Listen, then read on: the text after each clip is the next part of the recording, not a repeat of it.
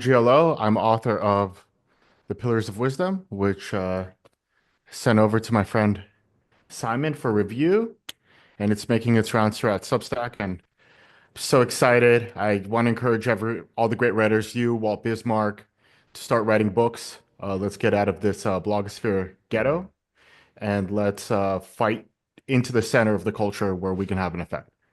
Yeah, let's do it. So many people are probably not familiar with your backstory. You are an OG internet celebrity back from 2016. Is that right? So I came into the Red Pill right into 2013. And the red pill was shifting very quickly from a PUA style that was appealed to like a Britney Spears 2000s, right? Okay, that was I'm a before my time. Right. And so this is before the 2008 financial crash when things were really, really crazy and the whole culture went to shit. And before SJW feminism really soured gender relations among the middle class, before all those malls started closing, right? So, right as there was a shift in the um, culture of, let's say, dating or Western middle class because of smartphone and SJW feminism, I spearheaded those new, let's say, gendered tactics to acclimate men into the sexual strategies of the smartphone era. Because Okay. the 40-year-olds of that time insisted on a transcendental masculinity that doesn't change with technology. Like they don't understand that different races have a different masculinity and masculinity is expressed differently in different technological eras. And I was like, we're in the smartphone era and we need to adapt our strategies. That's step one. Beyond that, the SJW feminism was funded by big capital like BlackRock, State Street to split up the middle class to prevent us, the middle class, from attacking that. Do you think that was And deliberate? that was deliberate. Yeah. And there's documents that prove it. I don't have them on me, but it's not going to Okay. be hard to. That surprises me. I would have thought that it would be more like the girl boss middle managers in those firms just like to decide to donate to politically correct causes. If big capital dictates everything. And if you have the money, you have the power, right? And so, because they have so much of that money, they set the culture. In terms of our buying power as the middle class or as the Western middle class, we have so much less power than we did in the 1800s when the Constitution was written, right? So the Yep. dynamic is completely different. So during that time, the main platforms were Reddit and YouTube, and I was heavily censored. Um, and so the way I overcame that is I would write these very shocking articles, which would be then picked up by the far left, and they would actually spread my articles. So when you read my Okay. book, you see this very specific rhetoric used to um, push that text, right? So you Uh, were going viral on Reddit, is that right? yeah. So this is like 2013, right? And I got like, Okay. there's two articles. I have an article on Ukraine sleeping with Ukrainian women because they're dispossessed and you Hmm. can get them at a cheap price, right? In terms of your personal dating market value. And then there was like an interracial guides where the dynamic of being a white guy and being with an Asian girl is completely different. Like let's say an Asian man and Asian woman, or a white man and a white woman, right? It's a very specific dynamic that wasn't discussed. And so I guess that's an effect of globalization, but globalization brings about a different gender dynamic, right? And no one was discussing that. So those hot button issues, also the pandemic. I hit the pandemic first. I said, listen, if you get vaccinated and you die, there is no sexual strategy. And they didn't really, the red pill, who's composed of serious, let's say, Goldman Sachs bankers, politicians, you have to understand that the red pill isn't a small thing. In order to write at that level, the level of you and me, you have to be someone. You have to go to a school, right? Your writing ability doesn't just drop from God. It's developed through institutions. And because they're a good writer, they come from good institutions.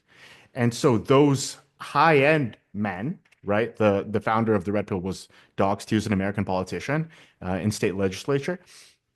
They said, hey, the vaccine has nothing to do, vaccine, right? Has nothing to do with uh, reproduction.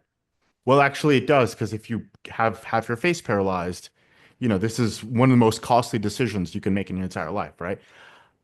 And so they fought me on that. So I had the foresight to fight on the important issues before it was cool. And I guess as a thought leader in my 30s, one of my proudest accomplishments is to prevent, let's say, younger men like you from getting vaccinated. Okay. Um, and so if I can be proud of myself for anything, it's yes, the writing is silly. Yes, some of it's sex, some of it's about economics, but the life and death, and that's my big, big accomplishment. Um, Yeah, I want to uh, know the whole saga of 2016. That was before I was on social media, um, so I missed it. so what happened was the the SJW feminists were the same people who were Hillary. Like they're the Yes. same people, and we knew how to deal with their botting attacks. We had a set of tactics that we had developed. There's this guy, Cis White Maelstrom, who was good friends with Walt Bismarck. He's kind of his mentor. And so so he knew these. Me and Sis White Maelstrom developed these tactics 2013, 2014, and we rolled them over into the Donald. The Hillary Clinton team was not ready for those tactics, and we gutted them. So the Donald was not run by a formal Republican Party; it was run by bros, and they were incredibly pissed. From there, they started doing research on us, and What were some of the tactics that you used against them? the bots, or well, Against the Clinton people. we know their language really well, right? So we know things that code left, and we know their grammar, and we know the kind of usernames that they use. And then we know concern trolling. There's a whole catalog of concern trolling tactics, right? Hmm. And this was the first YouTube election, and this was the first Reddit election. It was the first and only Reddit election. And Reddit admins got involved and they started deleting my stuff, and they made the red pill impossible to find. So I guess that's kind of the backstory. And then the Democratic Party was calling me and issuing me death threats. I think I have two PhDs written about me and a master's degree. Yikes. Uh, and so they're kind of graphing me out as a subversive influence because What subject were the PhDs in? Was it gender studies or sociology? it was communications, Communication. and my discursive strategies that I was using because let's say you and I are very smart guys, and how do we convey our ideological message in a easy to comprehend modality that appeals to, let's say, the American working class, gets them to vote, Yeah. right? And when you look through my book, you're going to find, I guess, very interesting discursive strategies, which were incredibly effective in 2016, and I think they're still going to be effective for a little bit. And then you were on TV, right? You were on Samantha Bee's show. So I was on Samantha Bee show. Samantha Bee wanted to make fun of Trump supporters, Hmm. and she brought in college Republicans from like University of Ohio. They were straight-laced, straightforward kind of people. And I'm combative. I think I'm a Russian. I have some props for you today. I Some have some props. props. Oh, very So, nice. Very nice. um, so, so, um, also, I brought props just to make this more fun. But so our aggressive debating strategies that I learned from my grandfather, who was a member of the Communist Party of Russia and a naval officer, I employed them on Samantha Bee, and she was expecting a good-hearted white American Protestant Republican, and she wasn't ready for this highly aggressive Russian tactics. So I caught her off guard, and from there I was able to substantiate my virility in the red pill kind of discursive space. So Okay. like a So career turning point. that was your street cred within the red pill space. Right, which is why I encourage you to go out and get blood. I don't know if you know Anthony Johnson. He took on Pierce Morgan, I but saw his clip as well. Yeah. as you know, this is a blood sport, and at some point, we do need to legitimize ourselves with their Hmm. blood, um, such as the game. So yeah, so I guess And by that you mean like going on these mainstream shows and challenging them.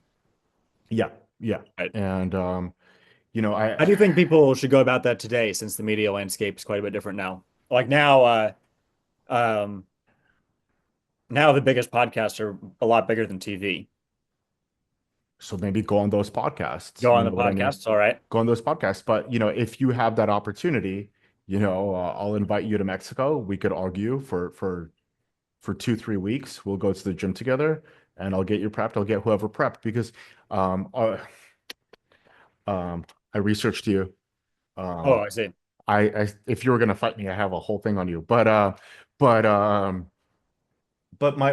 my point is, even though we have, like, let's say, slight disagreements, when it's time to fight the media, we all need to get together and score big wins because we can steal their market share and pull it into our alternative space. Yeah, that makes sense. So Yeah. when you went on Samantha Bee, were you a student at Ohio, Ohio State No, no, no, University? no. I went to a university in California. I have a degree in degree in political science. I also went to law school in Los Angeles Law School, which really like Nancy Pelosi. So I was maybe a first year in law school, and so that also prepped me too. But I thought that you said that Samantha Bee was looking for Trump supporters and she went to the College Republicans chapter at an Ohio university. right, right. So she took the majority of them from there, but I came under cis white male storm, aka Dylan, sent me. So he's like, I oh, like, see. I so see. so I came from like the Reddit side, the dirty social media side, Hmm. whereas she drew from the goofy college Republican side. And when you watch that video, they ask goofy questions, and I'm waiting in the back for an opening, and then I start taking my shots. And you can see that my discursive strategies are, I guess, far more contemporary than theirs. And she just kind of caught off guard. I was able to get Hmm. my shots in and then shut up before she could get me back. But she had a whole host of writers trying to outright me, out joke me. And I think I got lucky on that one. And that was a live recorded clip, right? Yes. Yeah. It was live, but then she edited it out like pieces of it, but it was live. No one, I wasn't scripted at all. Yeah. Um, but she would stop it We'll and they would make sure to advise put a her. link to that clip in the description for the podcast. Yeah, it's me like 10 years ago when I had a better hairline, and I hadn't written a book and hadn't stressed myself out to this degree. But yeah, So did Samantha Bee or her team reach out to Cis White Maelstrom? no, but the New York Times did. Okay. And Was it a Twitter account he was a Reddit account, or Reddit account? which got Reddit banned because back then Reddit was more important than Twitter. So, but a lot of people burn out of this political space. So my advice to you would be to try and go up as quickly as possible, like a boxer. Get Hmm. what you need and pivot because you can't stay in this space for a long time. It's like it's a militaristic space or militarized space or politicized space, right? Yeah. So what other advice do you have for people to get on TV and challenge, or get on the major podcasts and challenge the mainstream? I think we need to build coalitions, Hmm. right? So I think you and me agree in terms of policy outcome. Like I want what you want, but I come from the Russian tradition, and there's certain ideas that you wouldn't normally entertain, like dialectics, Lacanian split subject, some of the stuff that's in the book, right? But I guess my goal would be to capture a larger market share, use that market share to challenge the media. Once you've challenged the media, get your blood so they can't ignore you. So if you look at Andrew Tate, he did really well with the media, right? Yes, he did. And from there, that fed into him. I don't want to comment on him specifically because that takes away between you and me, but he is a boxer, right? And he beat Pierce Morgan actually really badly.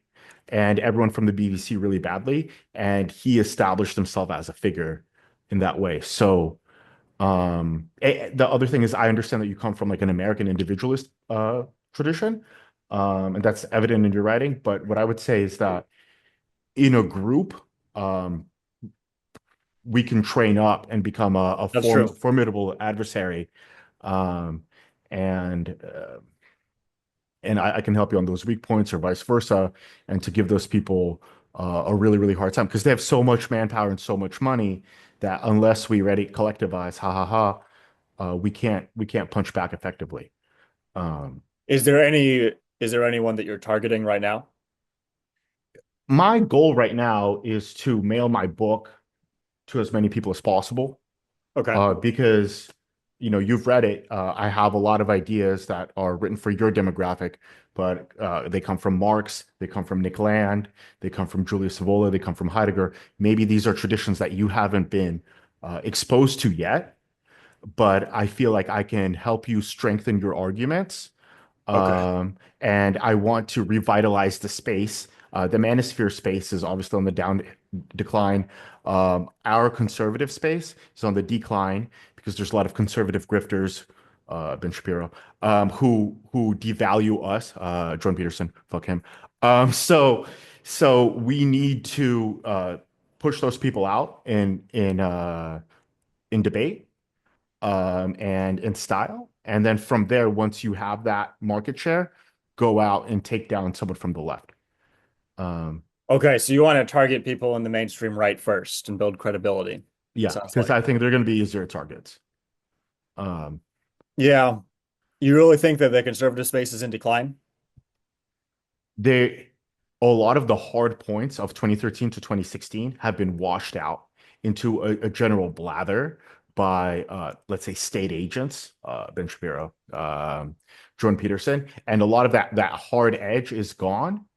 And so Hmm. you need to be careful because they'll hear what you're doing and do something a little bit tamer than what you're doing and keep you where you're at, right? Um, I'm Russian, so I come from a tradition of paranoia, right?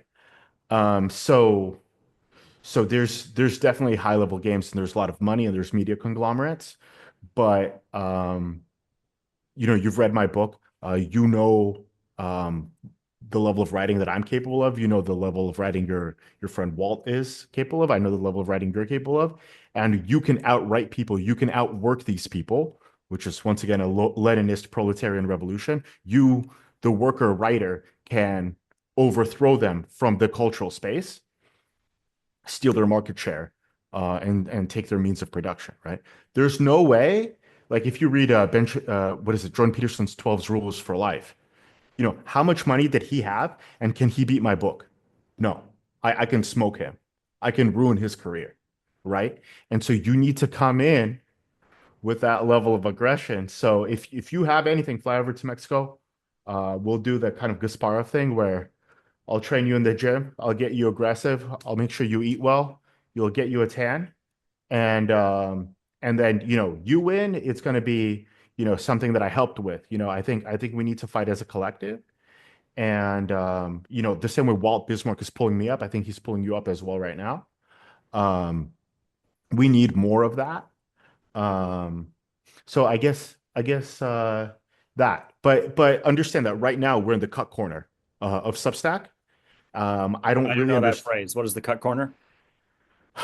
In a hotel, there's a cuck chair, which is to say that there's a bed and there's an awkward chair for like a third party to watch Oh, the oh, yes. romance. Yes. And with our viewership, I feel like we're in the cuck chair of Substack, while clowns like Robert Reich just jerk themselves off or Yeah, something. there are a lot of people who have giant followings that they bring with them to Substack, giant followings they got through mainstream media. I think they're just bots. I don't trust him at all. He's not Oh, really? interesting. And yeah, I think he's like a nobility that's just sitting on his land that needs to be put, that has to be appropriated, put to more productive use. Um, but The masses do like slop, though. How do we win over the masses? well, I mean, I have articles on how to measure your penis through a water displacement. I Okay. have how to produce So more so semen. producing our own slop, is that the idea? Mix your slop with non-slop. Okay. Um, so it's So keep them entertained, but also put in the more serious content. yeah, so you just mix it together. Like you, I don't think you're a father yet, but my friend Anthony Johnson is, and you do the like, here comes the airplane, and it's chocolate. They think it's chocolate, and then boom, peas last minute. So that was, in the red pill, they're a porn adult audience, right? And you see these highly sexualized language to appeal to these dopamine fried tumors, right? So so I'd say that. So make sure that you're sound on your theoretical base. And I guess for you, what I want to recommend, I have a list of recommendations for you. Number one is, are you familiar with Nick Land? I read his a long time ago. I read his commentary on Curtis Yarvin's. Um, that was back during the Dark Enlightenment days. I read Curtis Yarvin's Open Letter to an Open-Minded Progressive. I think I read Unqualified Reservations, and then Nick Land had a few essays responding to those. So I would pick up Fang Numina like right away, for sure, like Bangs Numina 100%. by Nick Land. All right. It's about how capitalism overheats into kind of a fentanyl apocalypse. Julie Savola, Red the Tiger, you have this? Yes. Okay, that's important. Um, I don't know if you know. Okay, Capital, Marxist Capital, it's very dense. It's hard to do. But you have Dave Harvey's companion to Capital, completely readable. And you're gonna find theories on alienation and what what else? Alienation, exploitation. You're gonna see these economic theories, which I know that in the West, if you say anything communist, you're a huge loser. But in Russia, if you're not a communist, you're a huge loser. So things are kind of flipped. But you will find economic theories that you agree with, and then from there, I think in my book you also have uh, a Freudo-Marxism where we connect economics into psychology, and you can see how the economic flow straight into psychological flows, and how the two are inseparable. You don't exist as a sovereign subject. You exist as a symptom of the economic system that you're in, um, which in my book explain bit by bit. So I'd say that. So expand your arsenal. So I'm not really trying. I mean, if maybe later we can argue if that's what you wish. I'm ready. But I would say expand your arsenal, and then when you go to war, use the weaponry that you're the most comfortable with. But Makes sense. use the weaponry that they're not ready for. So if you, as I guess a right-wing libertarian, start hitting from obscure psychoanalytic Leninist angles, they're not going to see it coming. Their writing team won't be ready, and you'll be able to blitz them extensively. So it's kind of like a UFC, like change up your fighting style. I used to wrestle and hit them from angles that they don't expect, like that. All right. Well, well, people can find your work at GLO's Substack. Do you have a name for your Substack? It's called The Pillars of Wisdom, like my book.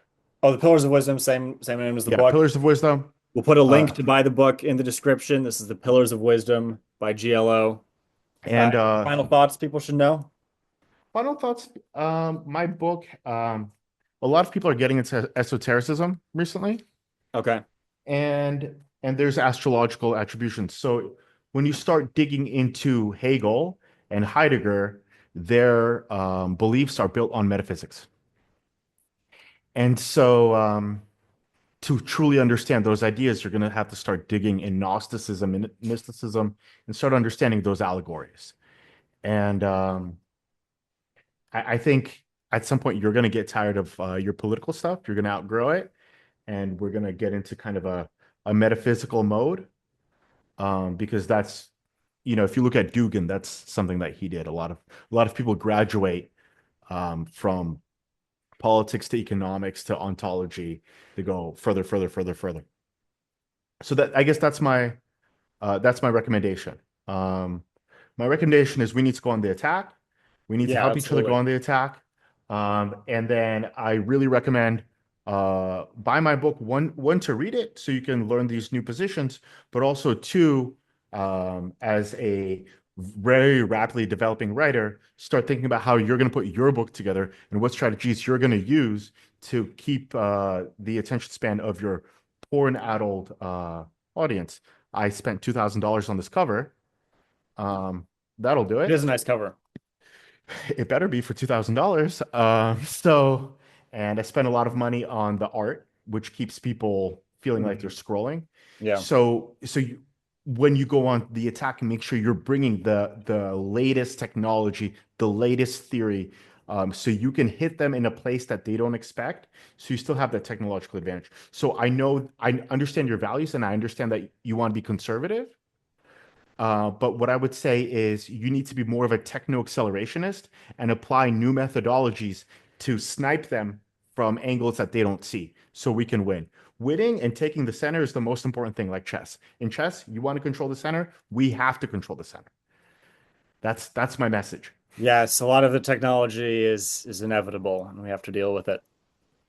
And use it first and strike fast and Yes. strike harder. Yeah, absolutely. So perfect, perfect. All right. Well, it's been a pleasure having you on. Thank you so much. Take care. Bye.